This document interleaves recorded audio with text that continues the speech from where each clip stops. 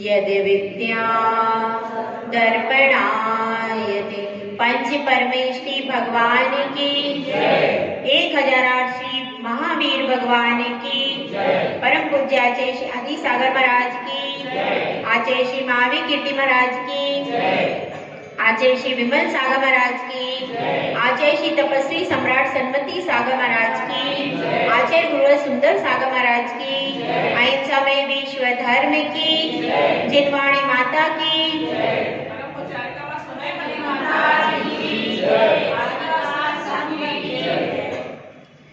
धर्म प्रेमी भव्यात्माओं, हर व्यक्ति में गुण भी होते हैं और दोष भी होते हैं। इस संसार में एक भी व्यक्ति ऐसा नहीं है जिसमें केवल गुण ही गुण हो और कोई दोष ना हो। एक कोयल का बच्चा पेड़ के ऊपर से अपनी माँ से कहता है, मामा यह मोर कितना सुंदर है, मुझे इसके जैसे पंख चाहिए, मुझे इसके जैसे पंख चाहिए। उसकी माँ कहती है, बेटा अपने पंख तो काले ही होते हैं, हमारे पंख इतने सुंदर नहीं होते, तो उसके पंख तुम्हें कैसे मिल जाएंगे। अब इधर मोर का छोटा बच्चा भी जिद कर रहा है। वह अपनी मोरनी से कहता है कि मामा मुझे कोयल जैसी बोली चाहिए। क्या चाहिए उसको? मुझे कोयल जैसी आवाज चाहिए, मुझे ये आवाज पसंद नहीं है, मुझे क्या चाहिए? कोयल जैसी आवाज चाहिए, तो मुझे आवाज कोयल जैसी दो। तो अब उसकी मोरनी उसको समझाती है कि बेटा अपनी आवाज तो इसी तरीके की होती, अपनी आवाज बदल नहीं सकती। तो इस तरह से हम अपने गुण को नहीं देखते, दूसरे के गुण के प्रति आकर्षित। अब मोर के पास पंख कैसे हैं? सुंदर हैं, तो अपने सुंदर पंखों को नहीं देख रहा, उसकी दृष्टि किस पे जा रही? किसके पास मीठी आवाज है और वो मीठी आवाज मुझको मिल जाए। क्या हमारी दृष्टि ऐसी नहीं होती? गुण सब में है और दोष सब में, तब भी अपने गुण की तरफ अपन दृष्टि नहीं डालते, दूसरे के गुण की तरफ दृष्टि डालते हैं और डालने के बाद उसको बिल्कुल प्राप्त कर लेना चाहते हैं कि इसके पास जो चीज है वो मुझको मिल जाए। तो मैं कैसा हो जाऊंगा? मैं गुणवान हो जाऊंगा। अरे तुम्हारे पास जो चीज नेचुरल है उसको चाहते नहीं है। ऐसा होता है कि नहीं होता? होता है। जो हमारे पास वस्तु है उसका तो हमको बहुमान होता ही नहीं है, लेकिन दूसरे के पास वह वस्तु है तो हमारी पूरी दृष्टि ये होती है कि ये चीज हमको मिलना चाहिए। तो इसी तरह से यह सोचना चाहिए कि भाई दूसरे के गुण दूसरे में हैं और मेरे गुण मुझ में है। हर व्यक्ति में कोई ना कोई हुनर, कोई ना कोई इल्म का नूर होता ही होता है। कोई भी व्यक्ति यहाँ पर बेनूर नहीं होता, हर में व्यक्ति में कोई ना कोई कला होती है। तो लेकिन अपनी कला को भूल करके हम क्या आकर्षित हो रहे हैं? दूसरी कला में आकर्षित हो रहे। हमारे भारत में गुण है कि नहीं? है तो सही, लेकिन उस गुण को अपन भूल करके, वो देखो वहां पर कैसा है, वहां पर देखो ऐसा, पाश्चात्य सभ्यता में हाँ ये मकान वहां पर अच्छा है, तो हमने अपने मिट्टी के अच्छे मकान छोड़ करके क्या बना लिया? सीमेंट और गारे के मकान बना लिए। अब उसमें ठंड भी लग रही है और क्या हो रहा है? गर्मी भी लग रही है, धूप में भी वे तप रहे, तो भी अपने को फैशन में वही अच्छा लग रहा है।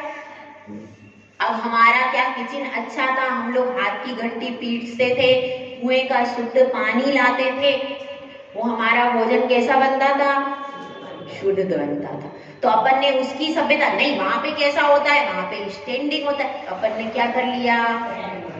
वो अपनी चीज की, हमारी जो मिट्टी की मेद थी, जो हम बैठ करके बनाते थे, शुद्ध वस्त्रों से बनाते थे, कुएं के पानी से बनाते थे, अब वो सब गया और अपन कुर्सी पे बैठ के जूते पहन करके उनके जैसा खाना सीख गए। जो हमारी गरिमा थी, जो हमारे यहाँ शुद्ध भोजन था, क्या वह जूता पहन के रहा क्या अब? तो हम अपने गुणों का क्या करते जा रहे हैं? धीरे धीरे अवमूल्यन करते। उन गुणों की तरफ दृष्टि है क्या? हमारे भारत में कुछ अच्छा है क्या? हमारी दृष्टि उसके ऊपर है क्या? नहीं है। हमारी दृष्टि कहाँ जा रही है? वहां पर पाश्चात्य सभ्यता, वहां पर ये अच्छा है, वहां पर क्या है? वहां पर फीस नहीं है, वहां पर अस्पताल फ्री है, वहां पर अच्छी शिक्षा देते हैं, वहां पर टीचर्स अच्छे। पूरी दृष्टि कहाँ जा रही है? विदेशी देशों में। हमारे भारत में भी गुण हैं, ऐसा बच्चे मानते हैं क्या? आपके बच्चे मानते हैं कि भारत में गुण हैं? हिंदी भाषा अच्छी है, क्या हमारे बच्चे हिंदी भाषा को अच्छी भाषा मानते हैं? मानते हैं? नहीं मानते हैं। क्या हमारे जैन धर्म में साधु के पास बैठना, उसे नमोस्तु करना बहुत महान पुण्य का अर्जन करता है? क्या ऐसा हम और हमारे बच्चों को हमने सिखाया है? यह धन्य है यह धरती जहाँ पर जिन धर्म है, वही धरती स्वर्ग है जहाँ पर जिन धर्म है, जहाँ पर साधु के चरणों से पवित्र जो चीज है वही धरती पवित्र है। विदेश में सब चीज मिल जाएगी, लेकिन जहाँ पर साधु के चरण नहीं पड़े वो धरती कैसी है? पवित्र। लेकिन हम क्या चाहते हैं? हमारा बेटा विदेश में जाएगा तो उसका नाम होगा, पैसा लाएगा, अच्छा होगा। दृष्टि कहाँ है? अपने गुणों की तरफ दृष्टि ही।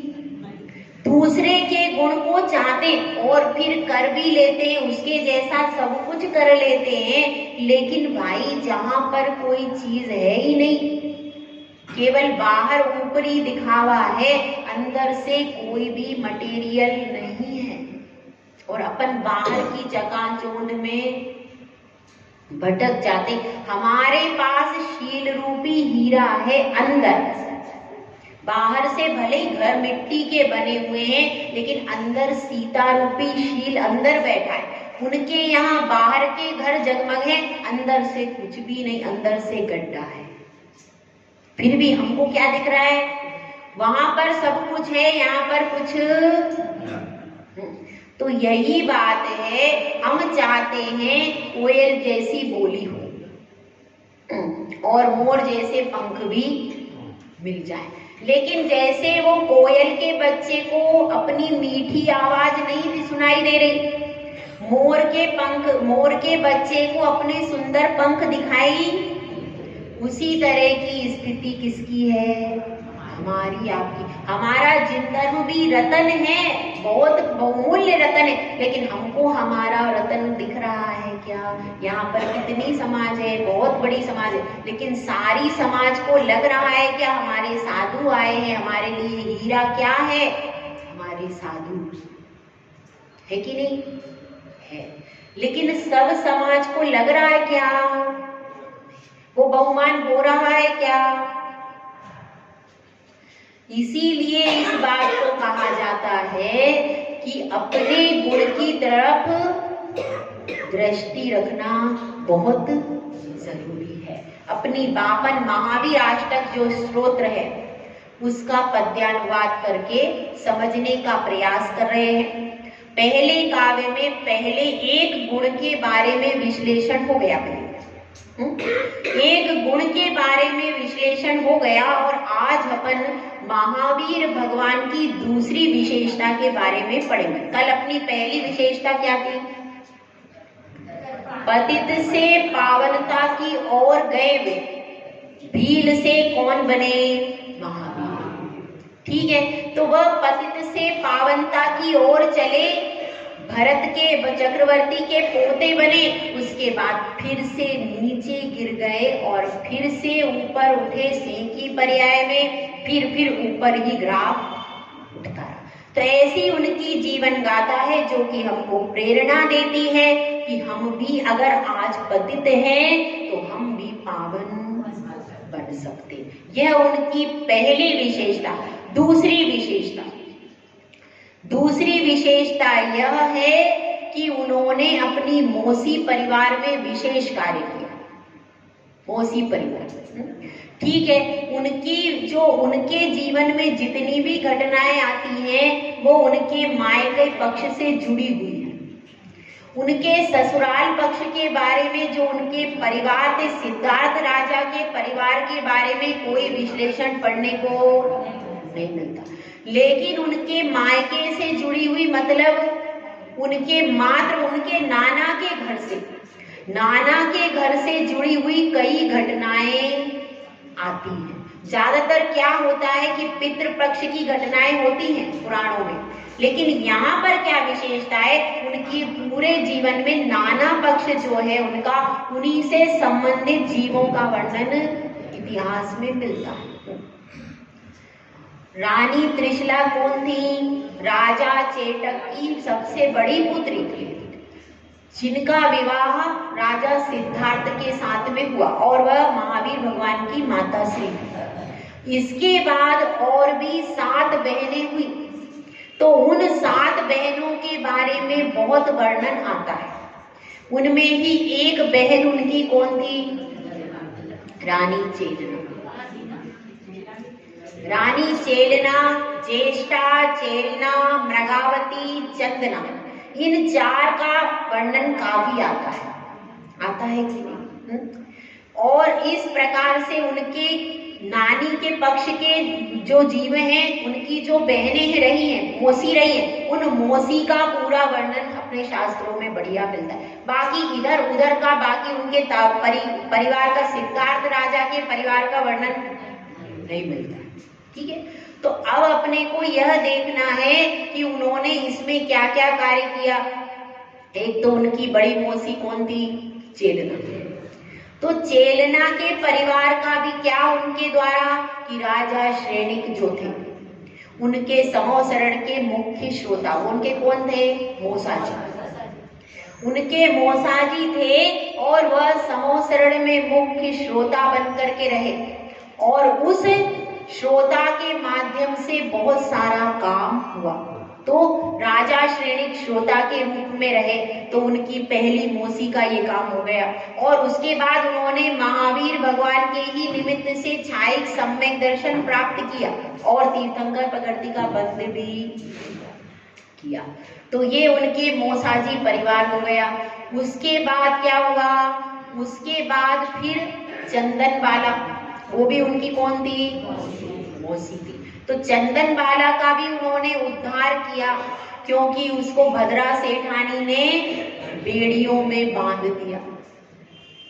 बेड़ियों में बांधने से अब उसकी दशा क्या हो रही है कि वह अपने द्वार पर खड़ी है, और द्वार पर खड़ी होने के बाद हाथों में बेड़ियां हैं, लेकिन भावना बहुत बड़ी है। उसकी भावना उसकी ऐसी हो रही है कि मैं महावीर भगवान का, महावीर मुनिराज का पड़गाहन करूं।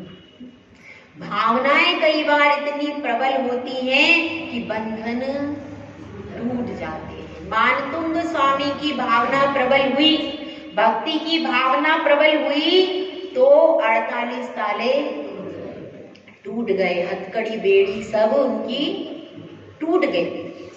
तो इसी तरह से वह भी प्रतीक्षा कर रही है कि वहां पर खिड़की से झरोके से देख रही है, क्योंकि अंदर बाहर तो निकल ही, क्योंकि पांव में क्या था भाई? पांव में बेड़ी पड़ी थी और प्रतीक्षा कर रही है कि वीर आएंगे। वीर आएंगे तो आहार कराना, ऐसी भावना के साथ में वहां पर खड़ी हुई है और बहुत हृदय ऐसा उल्लास से एकदम भर रहा है कि कब मां, और सोच भी रही, अपनी दशा को भी देख रही है कि मेरी दशा तो कैसी है। पैर में बेड़ी है, हथकड़ी बेड़ी है, मैं कैसे जाऊं? काश कि मेरी हथकड़ी बेड़ी नहीं होती तो मैं उछल करके चली जाती और दर्शन तो कर ही। जिस समय महावीर मुनिराज बाहर निकल रहे, सारी जनता पीछे पीछे भाग रही। सोचिए उस समय जब महावीर मुनिराज एक सामान्य साधु का भी प्रविधि लेकर के निकलते हैं, तो उस समय पूरी जनता उनके लिए पीछे पीछे जाती है कि महाराज जी की विधि मिल जाए, महाराज जी की विधि मिल जाए। और ऐसे समय में जब महावीर मुनिराज आए हैं और उनकी विधि नहीं मिल रही है, तो पूरी जनता क्या कर रही होगी यहाँ पर उस समय? कितनी जनता में उस समय उत्साह होगा, उसकी अपन कल्पना भी नहीं कर सकते। और ऐसे समय में उसको ऐसा लग रहा था कि मेरे तो कब बेड़ी टूटे और कब मैं जाकर के दर्शन कर लूं। हाथ में क्या है, कोई बहुत व्यंजन मेवा पकवान नहीं थे। भद्रा सेठानी क्या देती थी? कोदो का भाती देती थी और कुछ नहीं देती थी। तो वह भी उसके हाथ में था, लेकिन बस एक बार मुनिराज का आहार हो जाए, मैं भी पड़गाहन कर लूं, ऐसी भावना उसके हृदय में हो रही। आपके पास क्या है भाई? खंडवा वाले, आपके पास तो कोदो से कुछ अच्छा होगा भैया, क्यों सेठी जी? यहाँ पर तो सबके पास अच्छा होगा। अच्छा तो है, लेकिन सबकी भावना द्वार पर पड़गाहन की नहीं हो पाती। हमें वहां जाना है, हमारी यहाँ की व्यवस्था है, हमें उधर जाना है, हमें इधर जाना है। तो जैसी उसके हृदय में भावना थी, क्या हमारी भावना वैसी है क्या? अपनी अपनी भावना को चेक करो। हम सब चाहते हैं चंदन वाला जैसा अतिशय हम में हो जाए, चाहते तो हम हैं, लेकिन चंदन वाला जैसे भाव है क्या आपके? उसकी इच्छा सिर्फ उसके हृदय में एक ही आस लग रही है कि मुनिराज आ जाए, महावीर मुनिराज आ जाए। ऐसी भावना उसके अंदर से उठ रही। वह भूल गई है कि मेरी बेड़ी बंधी है, मेरे हाथों में पैरों में सब तरफ से मैं बंधी हुई हूँ, क्योंकि भक्ति किसी बंधन को नहीं देखती। भक्ति तो कहते ना कि भगवान तो हृदय में है, तो उनको कोई चीज की जरूरत नहीं है। हर भक्त चाहे तो अपने भगवान को कभी भी दर्शन कर सकता है, कभी भी उनका पूजन कर सकता है। तो वो कैसे भावना भारी है। वीर आएंगे तो चौका मैं लगाऊंगी, अत्रो अत्रो तिष्ठो कह पड़ गाऊंगी। वीर आएंगे तो चौका मैं लगाऊंगी, अत्रो अत्रो तिष्ठो कह पड़ गाऊंगी। सूखे कोदो के दाने, सूखे कोदो के दाने खीर बन जाएंगे, वीर आएंगे। सूखे कोदो के दाने खीर बन जाएंगे, वीर आएंगे। वीर आएंगे आएंगे वीर आएंगे, वीर आएंगे आएंगे वीर आएंगे। दुखी चंदना के सारे बंधन खुल जाएंगे, वीर आएंगे।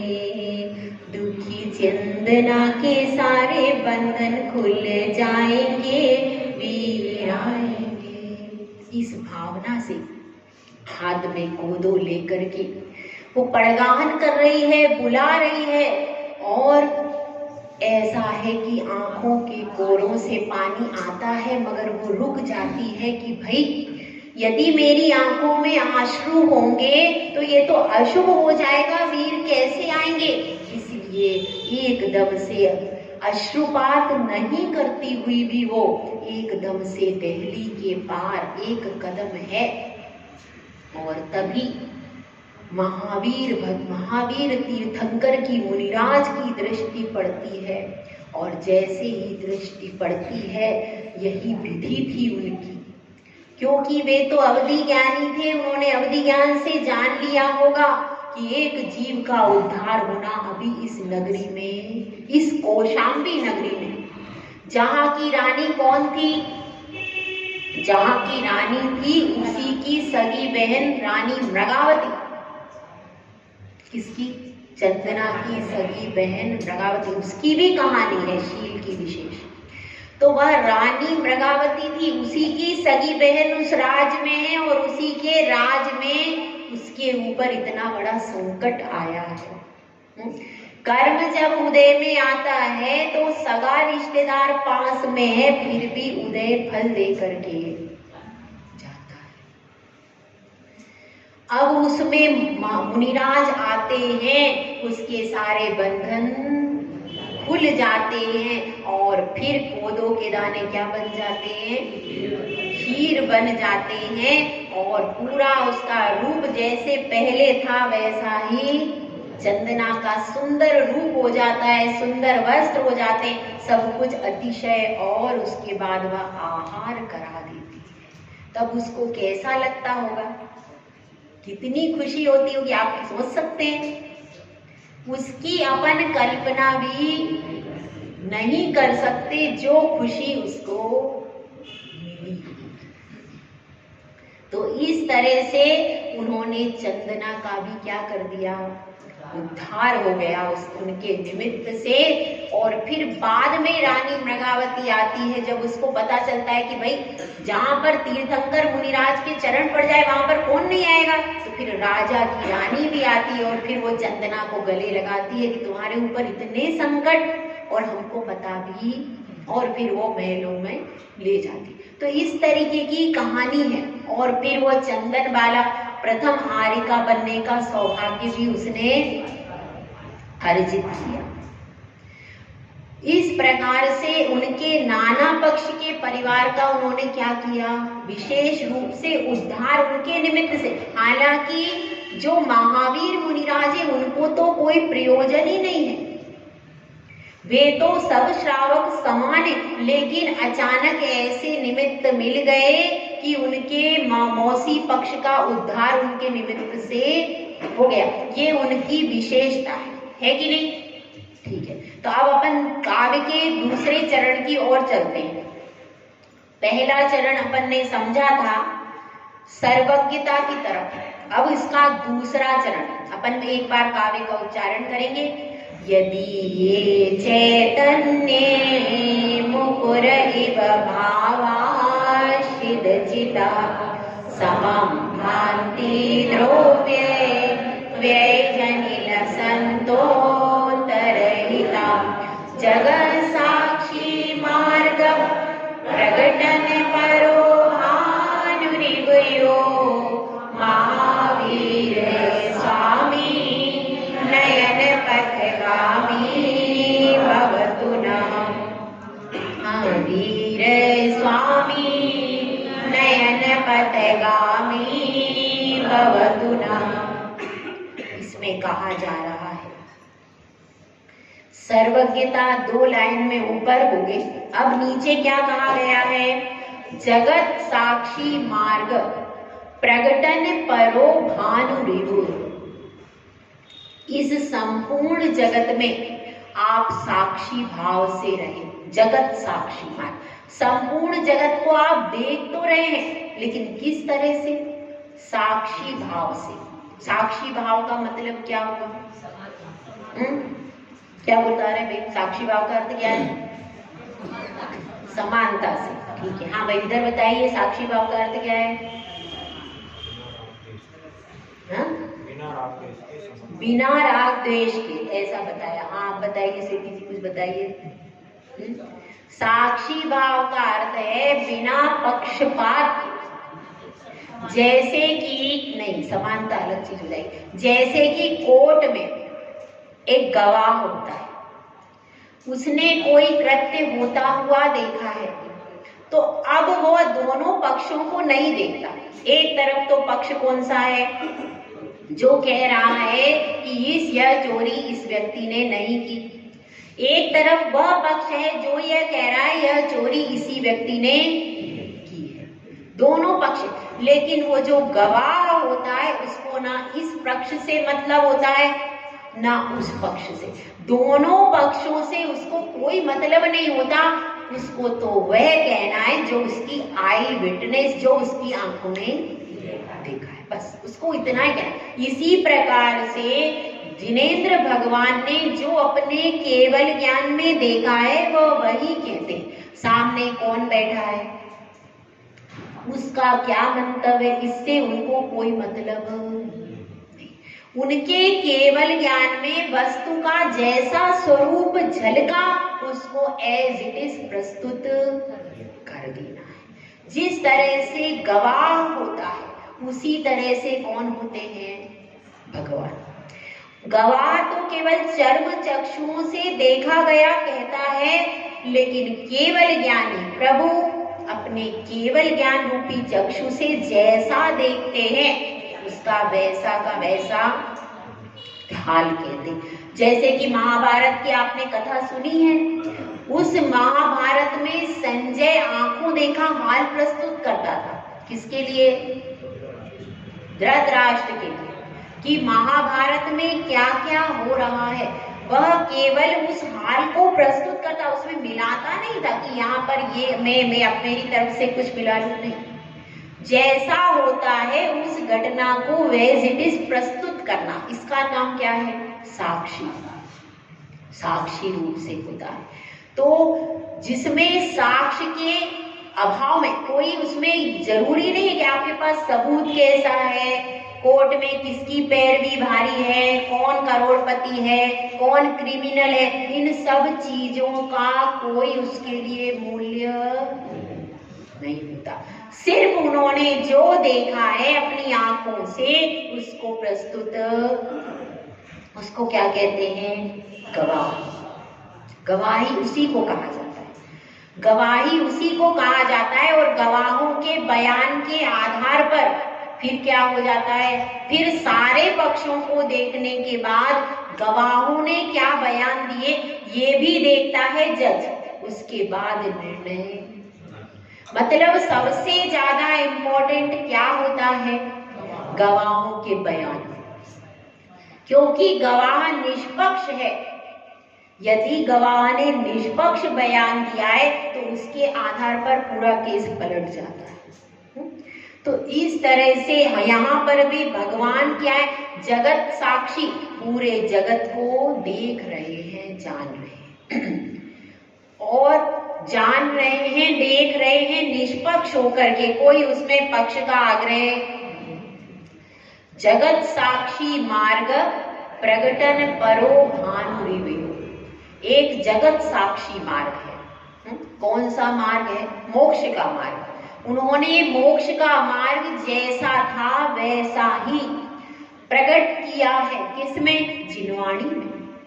जगत साक्षी मार्ग जो समस्त लोगों के लिए साक्षी है, किसकी, केवल ज्ञान। केवल ज्ञान रूपी नेत्रों से देख करके उन्होंने प्रत्यक्ष कर दिया और समस्त जगत को साक्षी के रूप में रास्ता बता दिया, क्योंकि गवाह बता देता है यह रास्ता ऐसा है, यहाँ पर बंधाना पड़ता है, यहाँ पर बुरहानपुर पड़ता है। केवल क्या बता रहा है, रास्ते को बता रहा है। अब रास्ते पर कैसे चलना है ये नहीं बताएगा, ये बताएगा क्या, नहीं, वो बता दे। इसी तरह से वो बता रहे हैं कि यह रास्ता है सम्यक दर्शन ज्ञान और चारित्र की त्रिवेणी से इस रास्ते को आप तय कर सकते हो, यह उन्होंने बता दिया। तो यह जो बता दिया यह क्या है, भगवान का कौन सा गुण है भैया, कौन सा गुण इसमें आ जाता है बताइए। अभी आप सोच लीजिए, पूरा कर देते हो। जगत साक्षी मार्ग प्रकटन परो भानुरिवयो, जगत साक्षी मार्ग को प्रकट करने के लिए भानु का अर्थ होता है सूर्य, सूर्य रिव भानु बनेगा, भानु इव यो, जो यो मतलब जो हो जाएगा, यहाँ पर यो कर दिया है, वास्तव में वो यह शब्द है, यह का यो हो गया। यह मतलब जो भानु के समान, भानु यानी सूर्य के समान है, जिस प्रकार से सूर्य सबको प्रकाशित करता है, प्रकट करता है। सूर्य के प्रकाश में समस्त पदार्थ प्रकट होते हैं कि नहीं, अंधकार में समस्त पदार्थ लुप्त से हो जाते, होते तो वही है, पदार्थ कहीं नहीं जा रहे संसार के, लेकिन फिर भी जब सूर्य आता है तो वे प्रकट प्रतिभासित हो जाते हैं। भगवान के केवल ज्ञान रूपी दर्पण में भी उसी तरह से उस दर्पण से वे सब पदार्थ प्रकट हो जाते हैं, प्रतिभासित हो जाते। तो यहाँ पर वीर भगवान को किसकी उपमा दी है? सूर्य की उपमा दी है। इसी प्रकार से आपने समस्त अपना तो अज्ञान अंधकार मिटाया कि नहीं? अपने ज्ञानावरण कर्म का क्षय कर दिया, स्वयं का तो कर ही दिया 12वें के अंत में, लेकिन साथ में जैसे ही उनका क्या हुआ, केवल ज्ञानावरण कर्म का क्षय हुआ, वही वो 5000 धनुष ऊपर उड़ गए और इंद्रों ने आकर के, देवों ने आकर, सोधर्म इंद्र ने आकर, कुबेर ने आकर तुरंत वहां पर समोसरण की रचना कर दी। समोसरण की रचना होते ही फिर वहां पर निमित्त हुआ और उनको केवल ज्ञान की दिव्य ध्वनि खिर गई। केवल ज्ञान तो पहले ही हो गया, दिव्य ध्वनि खिरना प्रारंभ हो गई। तो यह सब अतिशय हुआ किसके द्वारा? केवल ज्ञान के द्वारा, केवल ज्ञान के बाद में। तो अब यह बात यहाँ पर यही चल रही है। तब उन्होंने सबको उपदेश दिया, तो सबको पता था ना, पहले भी वही 7 तत्व 9 पदार्थ क्षेत्र पहले भी सबको दिख रहे थे ना, लेकिन उनका विशेष स्वरूप प्रकट कर दिया किसने? महावीर भगवान। तो यहाँ पर यही समझना है, उन्होंने विशेष रूप प्रतिभासित कर दिया, प्रकट कर दिया। वस्तु तो पहले भी थी, पहले भी आकाश था, लेकिन उन्होंने बता दिया यह आकाश द्रव्य है, यह पुद्गल नहीं है, यह अमूर्तिक है, यह रूप रस गंध वर्ण से रहित है, यह सबको अवगाहन देने का काम करता है। इसी प्रकार से 6 द्रव्यों के विशेष स्वरूप को उन्होंने, जो आगम में था, जो केवल ज्ञान में झलका, उसको एज इट इज व्यक्त कर दिया। तो इस तरह से हम भी भगवान की वाणी को क्या कर रहे हैं? यहाँ पर नमस्कार कर रहे हैं। तो भगवान की वाणी में बहुत कुछ ऐसा आया है जो कि हमारे लिए अमूल्य है। जिनवाणी अमूल्य है कि नहीं?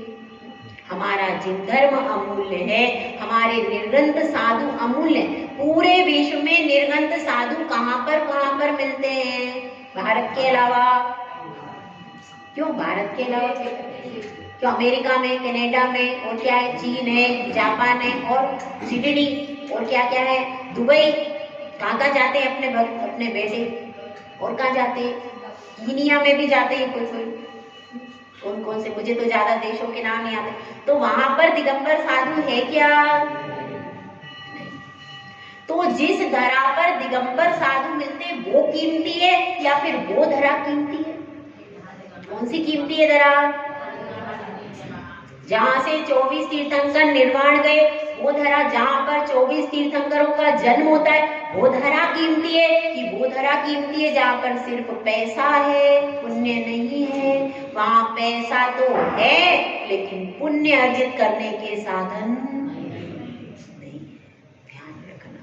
इसलिए धरती वही महान है जहां पर पुण्य का अर्जन हम आगे कर सकते, जहां से हम पुण्यानुबंधी पुण्य बांध सकते। वो धरती कौन सी है? विदेश की भारत। इस चीज को ध्यान रखिए। गुण हमारे पास है और हम बहुत गुणवान हैं। पुण्य की संपत्ति है, पुण्य की दासी है लक्ष्मी। लेकिन लक्ष्मी काहे से आती है? पुण्य से। वह मात्र एक पुण्य रूप। पुण्य तो क्या है? पुण्य तो मालिक है और उसकी दासी कौन है? अपन दासी के पीछे भागे तो अच्छा है कि अपन मालिक के पीछे भागे? इसके पीछे भागने वाला समझदार होता है। मालिक के पीछे भागोगे तो आपको दासी अपने आप, और दासी के पीछे भागेंगे तो क्या होगा? दासी तो मिलेगी नहीं मिले कोई भरोसा। इसीलिए अपनी आत्मा को पुण्य से पवित्र करो। जो आत्मा को पवित्र करता है वह क्या है? पुण्य है। और वह पुण्य कहाँ से मिलता है?